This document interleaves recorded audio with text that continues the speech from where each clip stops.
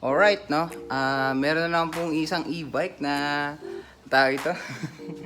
Nagtampo dito, no? Ng very slight. Kahapon, pinalitan ko lang yung headlight nito kasi napundi na. And guess what, no? Nung nandun ako sa tindahan, nung motor shop na yun, tindahan ng motor shop, ano ba? Nung nandun ako sa motor shop na yun, nilagay kong ilaw, by accident, no? Hindi ko na-check kung ilang volts lang siya. So, hindi siya compatible, ending, since closed circuit to si e-bike, no? Pumutok yung fuse niya. And kahapon, kasi syempre, certain ako na umalis ako, full charge siya, di ba? May voltmeter tayo. So, lahat ng electronics niya, talagang literal na patay. And papakita ko sa inyo kung nasa nakalagay yung fuse niya. Para alam nyo to pag nangyari sa inyo. Ang unit ko nga pala is ERVS. Nakarekta na siya ngayon dahil hindi ko nalagyan nung yung kable. Kasi na ano na yung kable niya.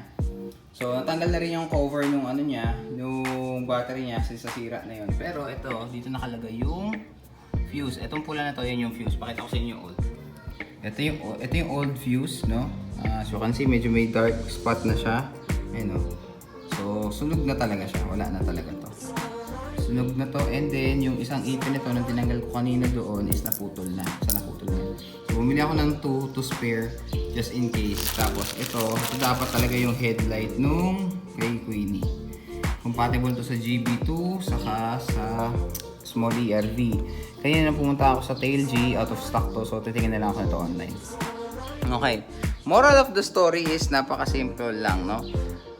Huwag natin ipilit yung mga hindi compatible na parts. Hindi. For the same price kasi you can have a better headlight. Pero in this case, no, kung ano lang yung compatible sa kanya, since closed circuit to, medyo maging rigid lang tayo doon. So, yun lang. Babalik ko na ito na maayos si Queenie. And mahaba yung binyahe niya bago siya nagkaroon ng ganong sira kahapon sa fuse. So, I think nag-combine lang yung idea na medyo mahaba yung tinakbo niya.